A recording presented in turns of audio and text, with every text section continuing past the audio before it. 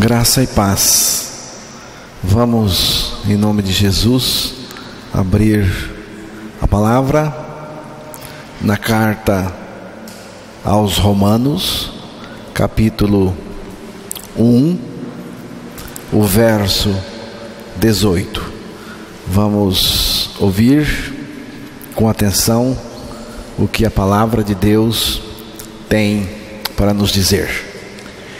Porque do céu se manifesta a ira de Deus sobre toda a impiedade e injustiça dos homens, que detêm a verdade em injustiça. Que Deus revele a palavra aos nossos corações, em nome de Jesus. A versão que estou usando do texto que foi lido diz assim: Deus, entretanto, mostra do céu a sua ira contra todos os homens pecadores, maldosos, que repelem a verdade. Pelo texto aqui, a ira de Deus se mostra do céu contra todos os pecadores. Todos os pecadores. Considerando o fato de que todos pecaram, então todos estão debaixo da ira de Deus. O que significa ser um pecador? Pecador é um termo que designa o que somos em Adão.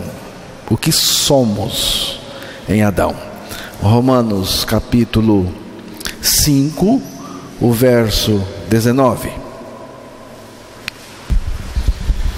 Porque como pela desobediência de um só homem muitos foram feitos pecadores, assim pela obediência de um muitos serão feitos justos. Porque como pela desobediência de um só homem, isto é, Adão, muitos foram feitos pecadores. Logo, ser pecador não é viver cometendo pecados circunstanciais. Para ser pecador, basta nascer neste mundo. Nascemos feitos pecadores, porque nascemos em Adão. Ou seja, nascemos portadores da natureza adâmica, da natureza pecadora, da natureza pecaminosa. Todos os que estão em Adão são pecadores desde que nascem. Para ser pecador, não precisa fazer nada. Não precisa fazer nada. Basta nascer. O homem não se torna pecador porque peca. Pelo contrário, ele peca porque ele é um pecador. O ser humano é pecador. Ele não se torna pecador. Não precisamos nos tornar pecadores. Já nascemos pecadores. Uma vez que somos pecadores, não há necessidade de nos tornarmos pecadores por algum pecado que cometemos. Deus, irmãos, está irado não com o volume de pecados que uma pessoa pratica, mas com a natureza pecaminosa dela. Se não houvesse a ira de Deus, ele seria indiferente com o pecado. Uma definição, não estou dizendo que é a única, uma definição da ira de Deus é a sua santidade contra o pecado. A santidade de Deus não tolera o pecado. A própria ira de Deus testifica a sua santidade. A ira de Deus não é como a ira humana. A ira de Deus não é como a ira do homem.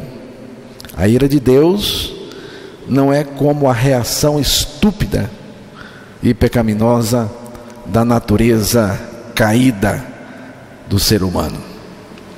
Sua ira é a manifestação da sua recusa santa em suportar a natureza pecaminosa do pecador.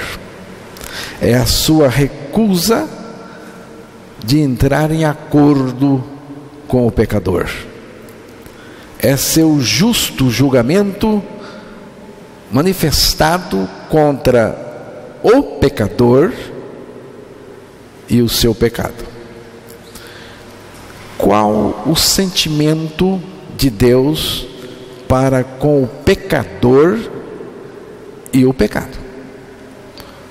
Qual o sentimento de Deus para com o pecador e para com o pecado? Acabar com ambos. Acabar com ambos. Foi o que ele fez na cruz em Cristo. 1 de Pedro, capítulo 2, verso 24. Levando ele mesmo em seu corpo os nossos pecados sobre o madeiro, para que, mortos para os pecados, pudéssemos viver para a justiça, e pelas suas feridas fostes sarados. Carregando ele mesmo em seu corpo sobre o madeiro, a cruz, os nossos pecados, para que nós, você vê, aqui fala dos nossos pecados e fala também do pecador, para que nós aqui é quem pratica os pecados. Então, carregando ele mesmo em seu corpo sobre o madeiro os nossos pecados, para que nós mortos para os pecados. Você vê? Deus destruiu tanto os pecados como também o pecador, que é o que produz os pecados. A palavra de Deus está lançada como uma lei irrevogável sobre o pecador. Jeremias 31, verso 30.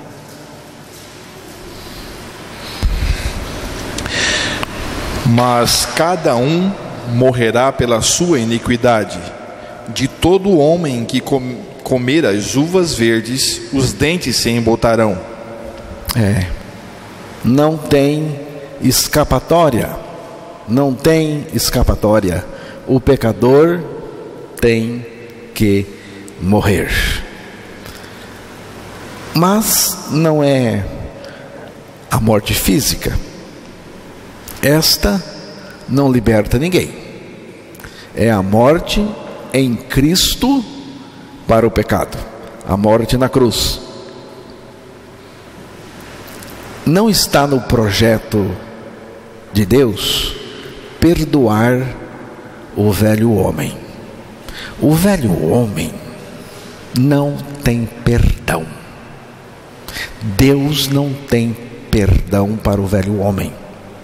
Não está no projeto de Deus perdoar o velho homem. Este tem que morrer. Romanos 6, o verso 6.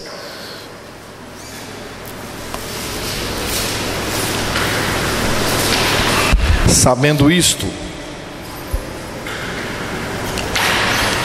que o nosso homem velho foi com ele crucificado, para que o corpo do pecado seja desfeito, para que não sirvamos mais ao pecado.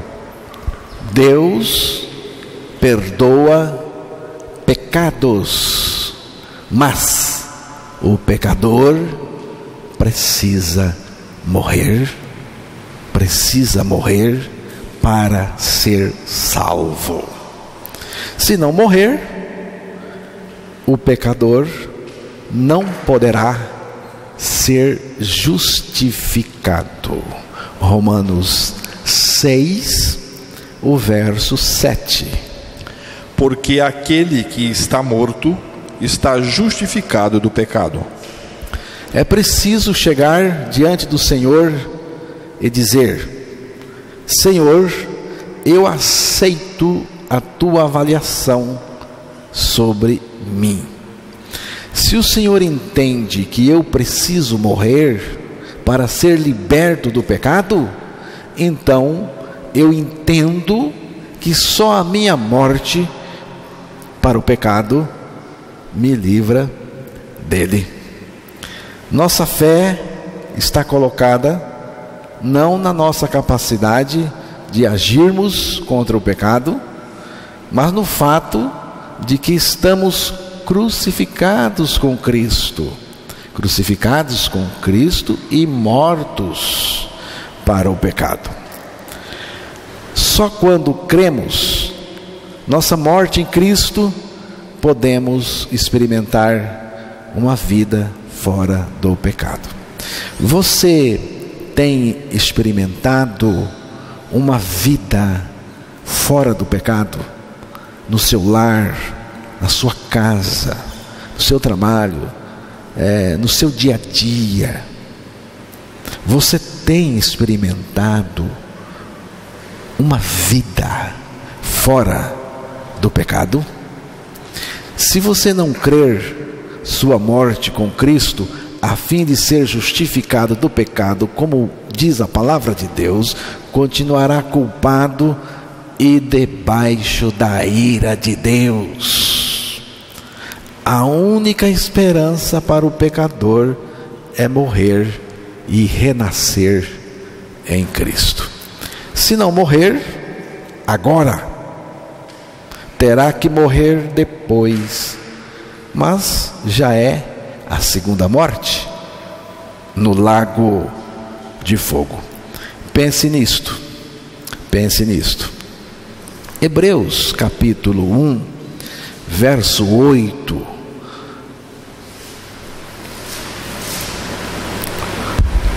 Mas do Filho diz: ó Deus, o teu trono subsiste pelos séculos dos séculos, cetro de equidade é o cetro do teu reino.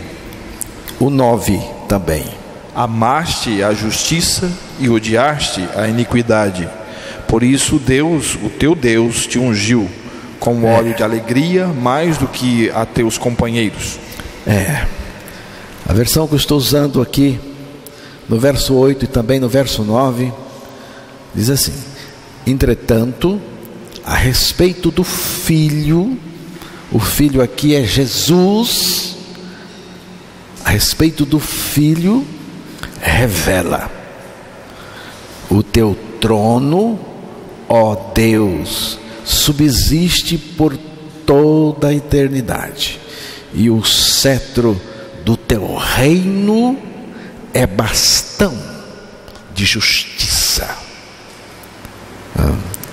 O verso 9: amas o direito, a retidão, a justiça, e odeias a iniquidade. A iniquidade é a natureza, a fonte que produz. Aqui temos 3 verdades maravilhosas. O seu trono é para sempre. Aqui diz que o trono de Jesus é para sempre. O governo de Jesus é um governo eterno. Diz também que o cetro do teu reino é bastão da justiça, é retidão. E diz também que amas o direito, a justiça e odeias a iniquidade. O reino do Filho é um reino de retidão total, irmãos.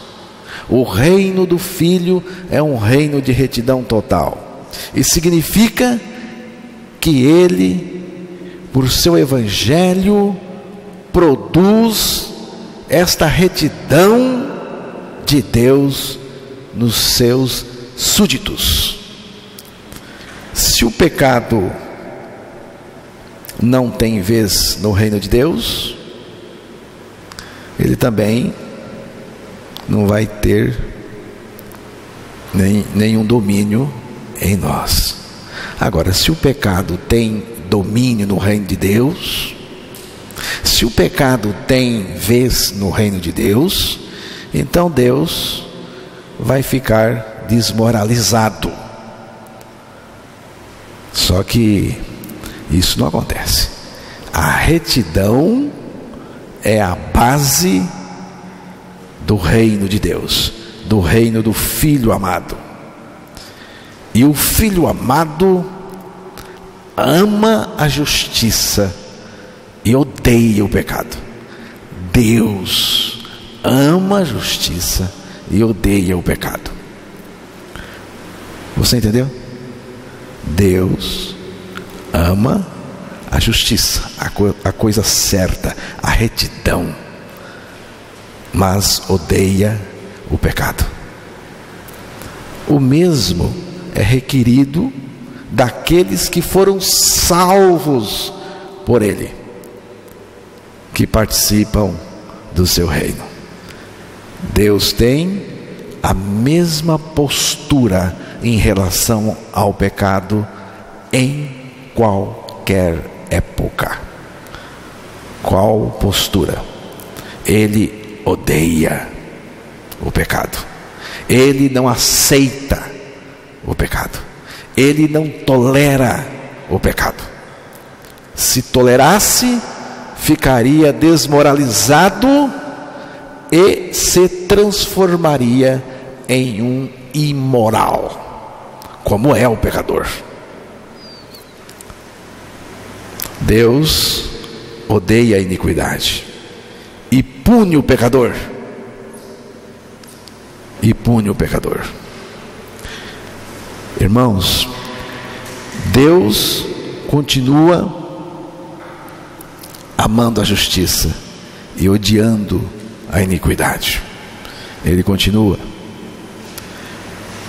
O que será que Deus pensa acerca do pecado, acerca da iniquidade e o culto ao mesmo tempo? O que será que Deus pensa? Isaías capítulo 1, verso 13. Não continueis a trazer ofertas vãs. O incenso é para mim abominação, e as luas novas e os sábados e a convocação das assembleias. Não posso suportar iniquidade, nem mesmo a reunião solene. Você vê Deus dizendo, Deus mesmo dizendo: não posso suportar iniquidade, nem mesmo a reunião solene. O que é iniquidade? Iniquidade é uma natureza pecaminosa que está dentro da pessoa. Então Deus não suporta. Deus não suporta. Deus está dizendo aqui o seguinte, irmãos: vocês comparecem para me adorar, sendo que vocês estão cheios de iniquidade. Vocês são portadores da velha natureza. A natureza de vocês não foram trocadas. Então eu não aceito nem você, nem o culto que você diz que está prestando, nem o que você oferece. Eu não aceito nada. Eu abomino você. Eu não suporto esse dualismo.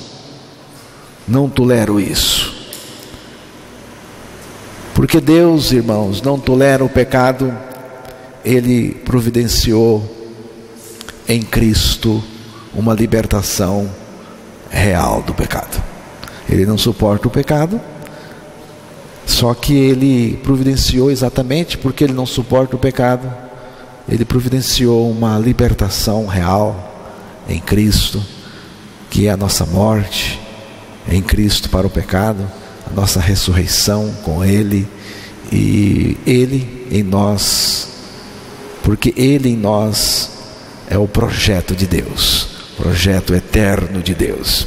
Isaías 59, o verso 2: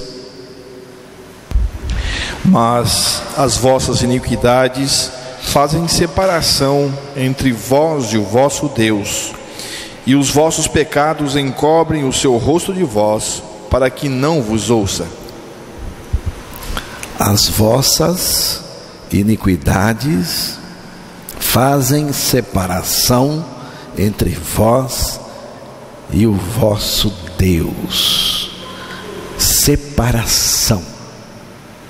Pecado é separação.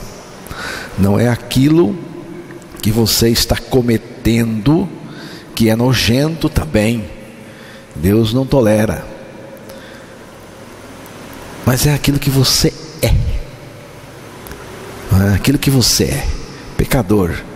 Você tem uma natureza, e Deus diz que essa natureza pecaminosa, pecadora, ela faz separação entre Deus e o pecador.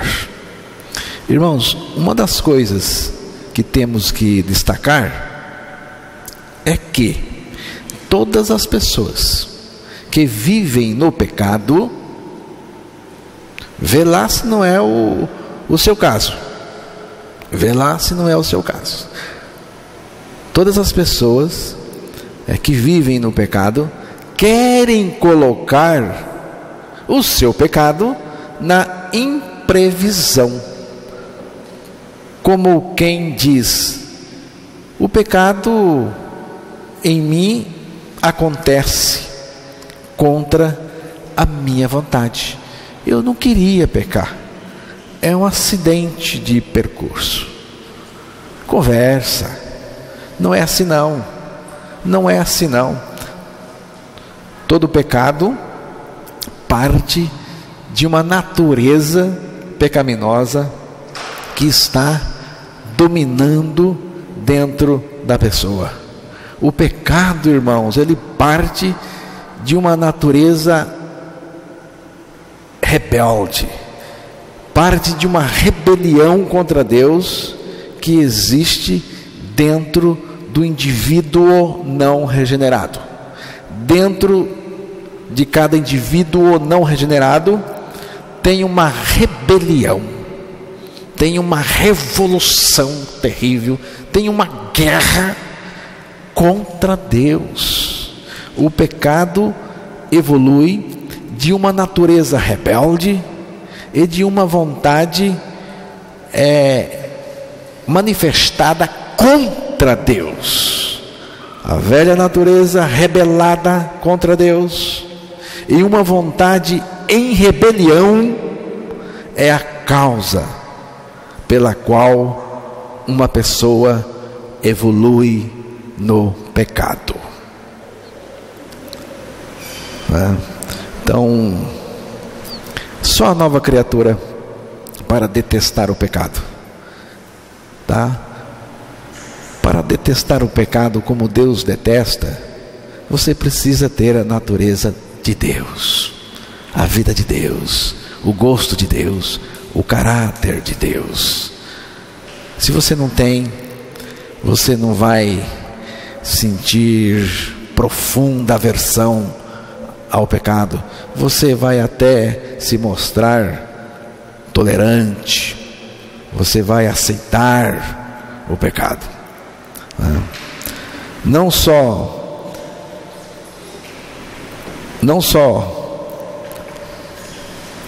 a prática do pecado que Deus detesta, mas também a natureza que está dentro da pessoa. Tudo isso significa que Deus não quer que nós tenhamos nenhum contato ou relação com o pecado. Você sabia? Deus não quer que os seus filhos tenham nenhum contato ou relação com o pecado. Você está falando de impecabilidade? Não. Impecabilidade, além de ser uma heresia, é também uma impossibilidade total. Por quê? Porque ninguém, exatamente ninguém, consegue não pecar. Ninguém consegue não pecar, não cometer o pecado. Por isso tem que morrer em Cristo. Tem que morrer, porque morrendo em Cristo o pecado cessa, a operação do pecado cessa. Impecabilidade, o que é impecabilidade? Impecabilidade é o homem se esforçando para não pecar. Tem muitos crentes que praticam a impecabilidade, não conseguem, porque impecabilidade é o homem se esforçando para não pecar. Tem aqueles que pecam de uma forma desavergonhada. Solta a franga mesmo no pecado. Vai fundo, mergulha. Tem aqueles que pecam de uma forma desavergonhada. E tem aqueles que tentam evitar o pecado, mas também não conseguem. Irmãos, há pecado que nem mesmo foi praticado. Ele não foi praticado, no entanto ele já é pecado lá no coração, dentro da pessoa. Então a questão não é se peco ou não peco. Você peca, você não peca. A questão não é se eu peco ou não peco. A questão fundamental é esta: estou morto com Cristo e Cristo vive em mim. Agora sim há libertação real. Libertação real é aquela que Jesus operou na cruz por nós e opera por meio da sua vida, a qual Ele vive em nós, que é uma vida que vence o pecado, a cada instante que Ele se apresenta. Então, irmãos, nem o bagunçado, nem o comportado, ambos estão perdidos. Ambos precisam aceitar a crucificação com Cristo, a morte com Cristo, para poder sair do pecado, da vida de pecado. Então, tem pessoa que vive uma luta intensa para não transgredir. São pessoas sinceras até, mas não conseguem, porque não é pela minha sinceridade que eu vou vencer o pecado, né? Eu preciso crer a minha morte com Cristo. O caminho da libertação, irmãos, é a crucificação com Cristo e a vida de Cristo se manifestando em nós. A vitória sobre o pecado não é dar duro para vencer o pecado de cada dia. Não é aí, não é por aí a vitória contra o pecado. Não é você dar duro, orar bastante. Não é assim que se vence o pecado. A palavra do Senhor diz em Romanos 6, no verso 11, ali está a maneira como que nós vencemos o pecado. Vamos ouvir. Assim também vós considerai-vos certamente mortos para o pecado, mas vivos para Deus em Cristo Jesus, nosso Senhor. Olha só, aqui basta considerar o que a palavra de Deus está pedindo. Considerai-vos mortos para o pecado. Considerai-vos mortos para o pecado. Você não morreu? Aqui a palavra de Deus está pedindo para você: considerai-vos mortos para o pecado, mas vivos para Deus em Cristo Jesus. A nossa fé não está colocada na nossa capacidade, mas no fato de que estamos mortos, e Cristo é a nossa vida. Cristo é a nossa vida. Quando você pensar no pecado, o veja crucificado com Cristo, tá? Quando você pensar no pecado, você o veja crucificado com Cristo. E também se veja crucificado com Cristo.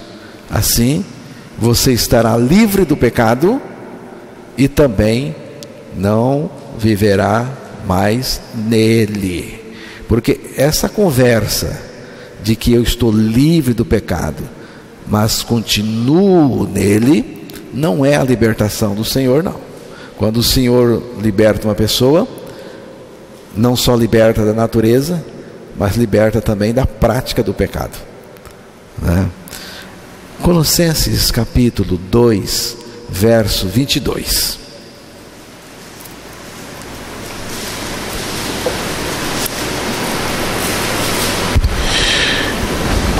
Aos quais coisas todas parecem pelo uso, segundo os preceitos e doutrinas dos homens. Vê o capítulo 1, versículo 22. No corpo da sua carne, pela morte, para perante ele vos apresentar santos e irrepreensíveis e inculpáveis. No corpo da sua carne. No corpo da sua carne. Irmãos, o que aconteceu no corpo da sua carne? Carne aqui é o corpo físico de Jesus, é a carne de Jesus, a matéria. O que aconteceu no corpo de Jesus? Na morte dele na cruz. O que aconteceu no corpo de Jesus quando o seu corpo foi colocado por nós naquela cruz? Aconteceu a reconciliação, tá? Porque foi lido o verso 22, não precisa ser lido o verso, mas no versículo 21 lá fala da reconciliação. Se deu a nossa reconciliação. Agora, o que aconteceu no corpo de Cristo, em razão disso, se deu a nossa reconciliação. Vamos ver Romanos 5,10, porque Romanos 5,10 vai nos responder por que nós fomos reconciliados, e foi uma reconciliação que aconteceu no corpo de Jesus. Porque se nós, sendo inimigos, fomos reconciliados com Deus pela morte de seu Filho, muito mais, tendo sido já reconciliados, seremos salvos pela sua vida. Fomos reconciliados com Ele mediante a morte do seu Filho. A morte de Jesus e a nossa morte em Jesus, tá?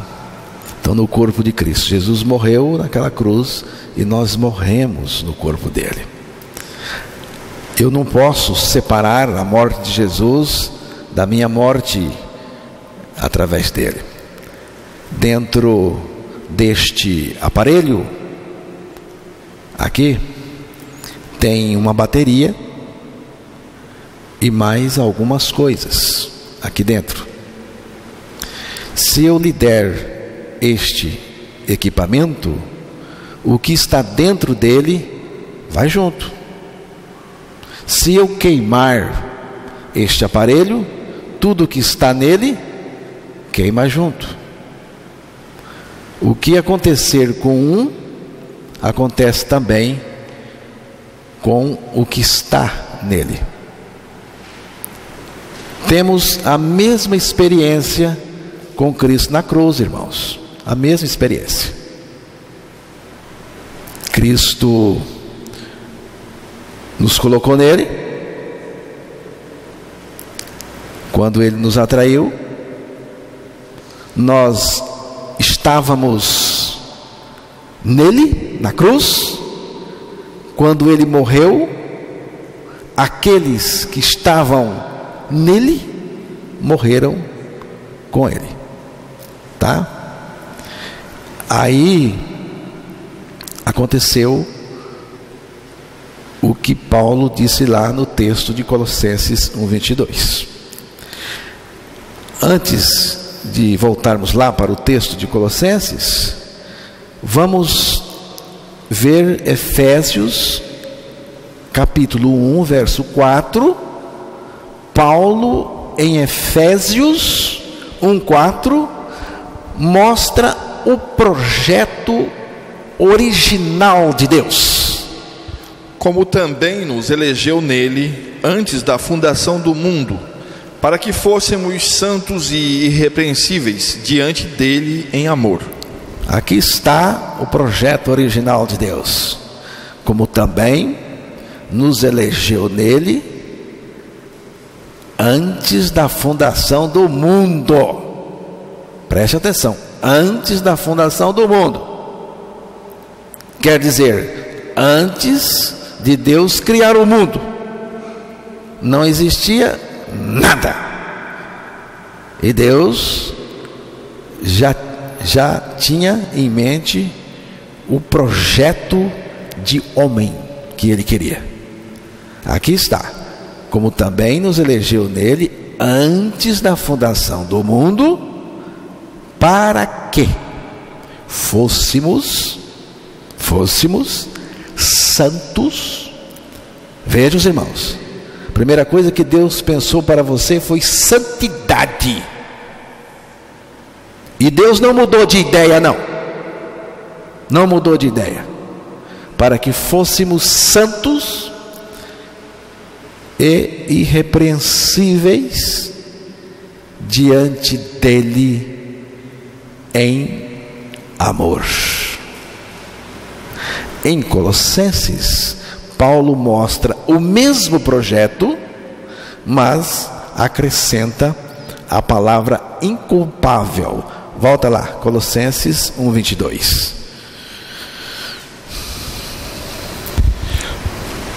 No corpo da sua carne, pela morte, para perante ele vos apresentar santos e irrepreensíveis e inculpáveis. Vê? No corpo da sua carne, no corpo crucificado de Jesus, onde nós também fomos crucificados. Aqui diz, no corpo da sua carne, pela morte, que morte? A morte de Jesus, a nossa morte em Jesus, para perante ele vos apresentar do jeitinho que Deus pensou antes da fundação do mundo, santos, irrepreensíveis e, agora entra a palavra, inculpáveis. Isto está indicando que Deus não mudou de ideia. Indica também que na regeneração o regenerado ficou sem culpa nenhuma. Ou seja, retorna ao projeto original de Deus. Santo. O que é santo? Santo não é o fulaninho fazendo um monte de coisas por aí, mas alguém separado do pecado pela morte e ressurreição com Cristo. Santo é alguém separado do pecado pela morte e ressurreição com Cristo. E separação o tempo todo. Lucas capítulo 1, verso 74 e 75. De conceder-nos que, libertados da mão de nossos inimigos, os serviríamos sem temor, em santidade e justiça, e perante ele todos os dias da nossa vida. Libertados, libertados. Você crê? Você crê que está liberto?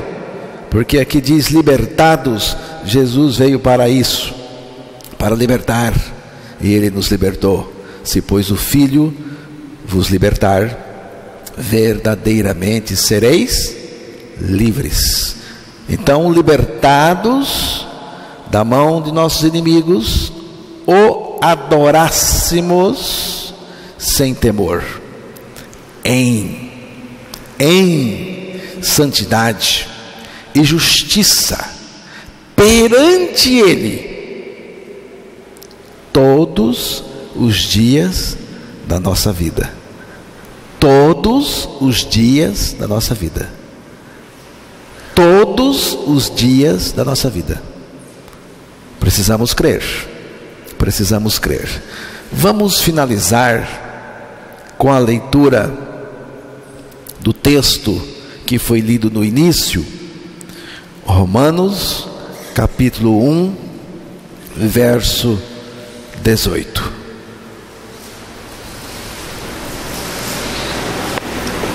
Porque do céu se manifesta a ira de Deus sobre toda a impiedade e injustiça dos homens, que detêm a verdade em injustiça.